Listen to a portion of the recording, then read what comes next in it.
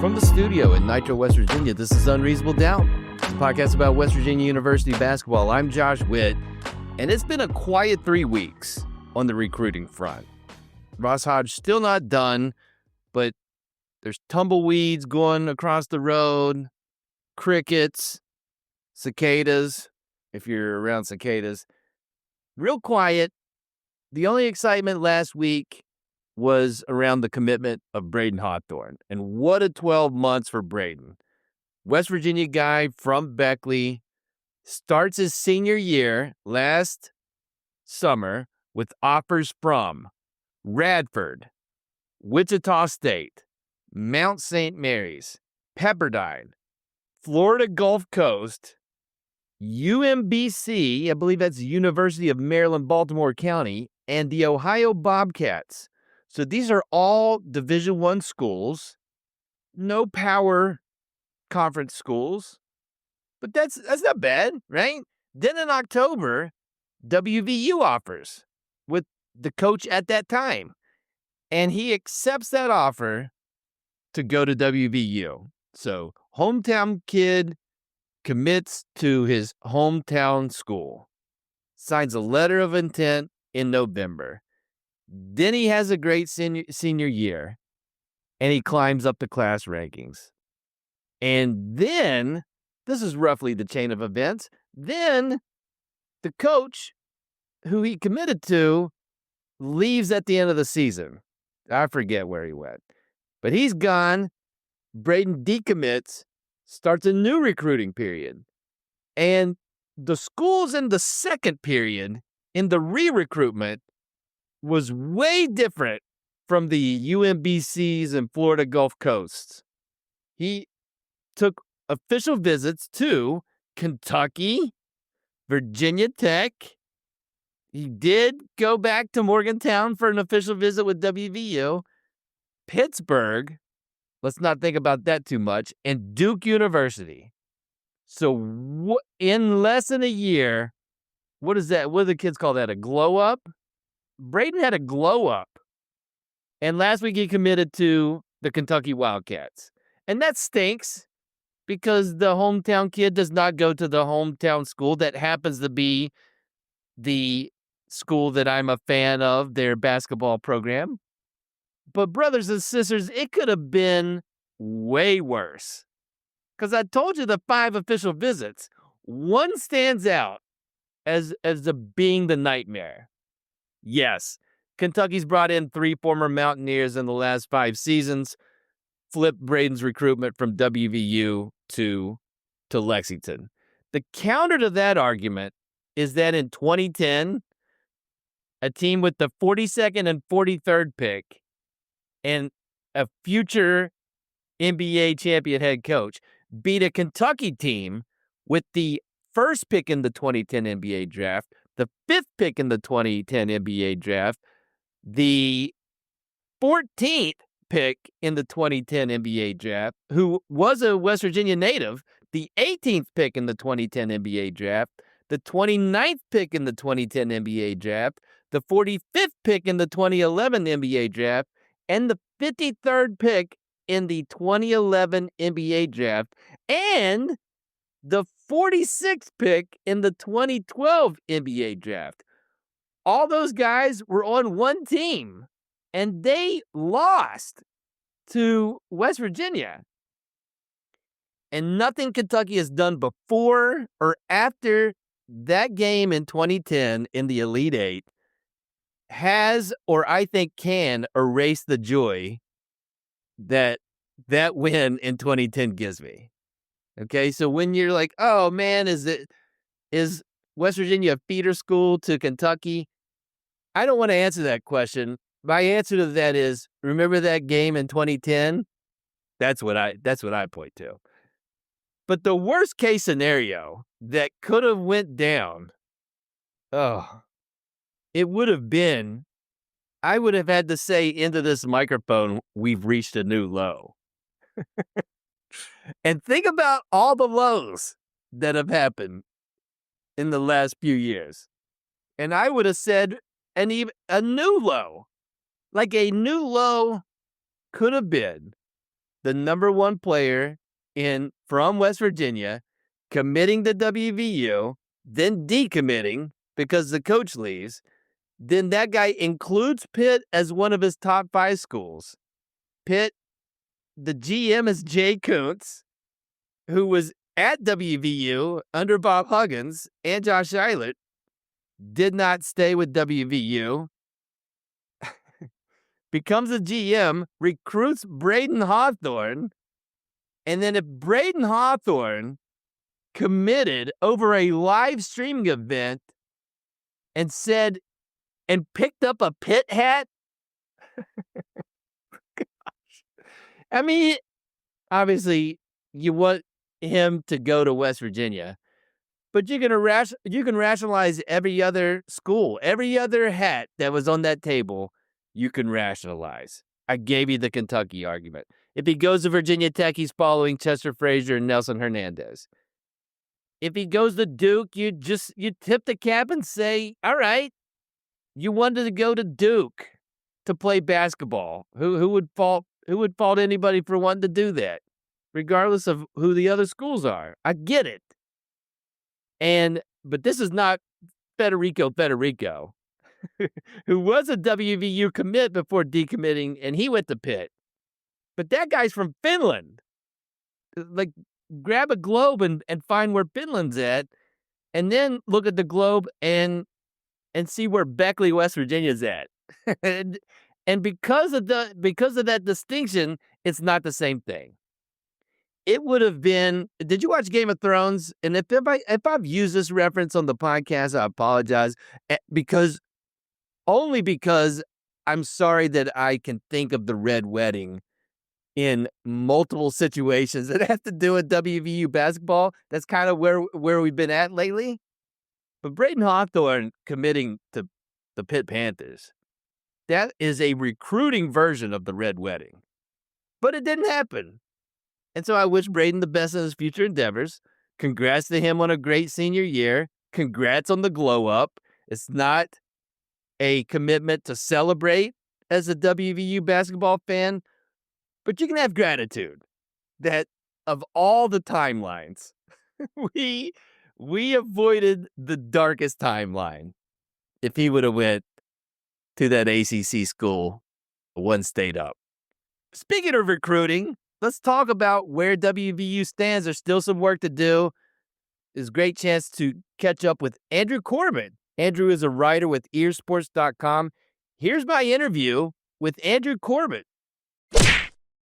All right, Andrew Corbett, welcome to Unreasonable Doubt, a podcast about West Virginia University basketball. Thank you. Glad to be here. So we're recording on Tuesday afternoon, May 27th. WVU basketball has officially announced 7 players that are going to be on the upcoming season's roster. 3 players have announced their commitment, but WVU hasn't officially announced. So, Andrew, let's start with those 3 first. We've got St. Bonaventure transfer Chance Moore, South Carolina transfer Morris, his first name starts with a U, and former Xavier commitment, now WVU commitment, unofficially Jaden Forsyth. Of those 3, Andrew, how many of those do you think will be on the roster in November? I would imagine all 3. The only one that's a concern at all is Chance Moore. He hasn't signed because his waiver situation, he needs a waiver for another year because his freshman year at Arkansas, I believe. But he only played 8 minutes, but he played them across like a few games, which are also spread out throughout the season. And that's the problem. If they were all in the first half of the season, he could get like a waiver and easily get a waiver for a medical one. But because it was so spread out, he's going to have to really make a case to the NCAA. But I don't know what the NCAA's interest is in denying waivers right now, considering how many legal battles they've lost. So I don't know how that's going to go, but that's his holdup. The other 2 are, I think that's just logistical. I don't know. I don't think there's any problems with them. Awesome. And don't ask a WVU fan the chances of a waiver getting approved or denied. And we know that history. And so 3 guys from last season's roster still haven't found their new school in Offrey and Abraham and Harris. So how many of those 3 if any chance, will be back on the roster for this upcoming season in November? I think just Abraham. I think Abraham took his name out of the portal. Oh, He nice. isn't, but he isn't officially back yet, so he's kind of in a state of limbo. At least last time I checked, I think he's going to be back though. Either that, or he's most likely not playing D1 basketball next year. Interesting. But I think he's going to be on the roster as a bench guy. Okay. I don't know that for sure yet. Gotcha. So let's go with the three guys that are not official. They come on board, and let's say Abraham joins the fold. So that has still 4 roster spots for WVU to fill. 1 true center currently on the roster, really 1 true point guard, and maybe you can talk me into some of the other guys that, on Ken Palm's website, I don't know any of these guys, but there are some point guard tendencies in some of the other players, but only 1 true point guard. Yeah. Do you see any other gaps besides those 2 that Ross Hodge will be looking to fill with these final, let's say, 4 spots? I mean, Hodge typically plays like an 8-man rotation.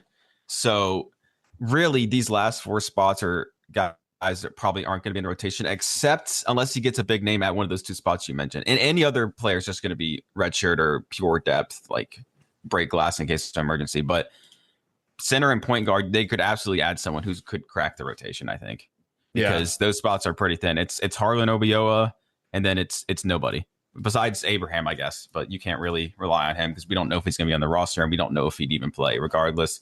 But I know Lorient, he came off the bench every game at North Texas, and he played both the 4 and the 5. So I could absolutely see Hodge saying, all right, you're just going to play some 5 and 4 as well. So maybe he's counting on him to be the backup 5, but they're definitely going to add another center. It's just a matter of how good he is and if he can play. And if they're going to add, and it's going to be a scholarship guy that's going to contribute minutes, that the pool is very shallow right now, right? Yeah, at this point it is, but it's definitely more shallow to a fan than a coach. There's a lot of names that I don't know right now, that you don't know right now, that most people don't know right now, but you'd be surprised that there's some actual capable bodies still available. We just don't really know because you have to dig to find them in the actual transfer portal. We're never going to know who they are. Right. But you'd be surprised. Well, I think the options are less shallow than the fan would like to believe. That's correct. And the great example for last season's roster additions is Eduardo Andre. He wasn't on anyone's radar. And nobody's radar. And he was absolutely a solid body. We're picking up a center from Fresno State. Okay. But then he contributed minutes, big part of the roster this last season. So that's the example. So let's look at the 7 guys who have been announced. Javon Small, speaking of roster additions last year, Javon Small, it's going to be hard to set that bar for one of these new 1-year players. But you look through the roster, Andrew, who do you see as coming the closest to Javon in the possible first team all Big 12 kind of player? Or is it there? Obviously the Javon Small is probably not there, but you never know. But I think this team is definitely deeper. If you take away Javon Small, obviously, and you take away Tucker, who barely played, the remainder is definitely better for this team than last year. But that's obviously a low bar because it was really just Javon Small for the most part. But I think my favorite transfer, I'll just say this, is Honor Huff. I think he is the best addition that's been made. Him or maybe Brennan Lorient because of how versatile his skill set is. But Honor Huff, he is something else. When you watch him play, he's got that lightning quick release. He can pull up out of the pick and roll. You can run him off screens. You can run off dribble handoffs. He is such a dynamic shooter. And that's not what shows up on the stats. You see a guy who scores 15 points per game at Chattanooga, you're like, okay, that's all right. That's pretty good. But he just does so much. You can run him off any action. He is pretty much impossible to stop when he's in his shot because of how quick he gets it off and he can just run. He's a great movement shooter. The concern is he's 5'10". That's the obvious concern. It's oh yeah, you're moving up to the Big 12. Can you shoot at 5'10"? But when you watch him play, he can get a shot off from anywhere. So he is basically he's my favorite player that they've added. Possible leading scorer for this upcoming year? If you had to bet on one guy that's on the roster now, probably Honor. If I had to bet, I would say Honor or Trayson, just because how much of a volume guy Trayson was at North Dakota, I think. But the problem is is that team stunk. So like he's not going to get that volume here. But Right. I do really like Trayson too. But I would bet on Honor Huff because when you look at what Hodge did at North Texas the last 2 years, his leading scorers both years was Jason Edwards the first year. He was a 2 guard, an undersized 2 guard. He's below 6 foot, and he scored 19 points per game. Then transferred to Vanderbilt, I think.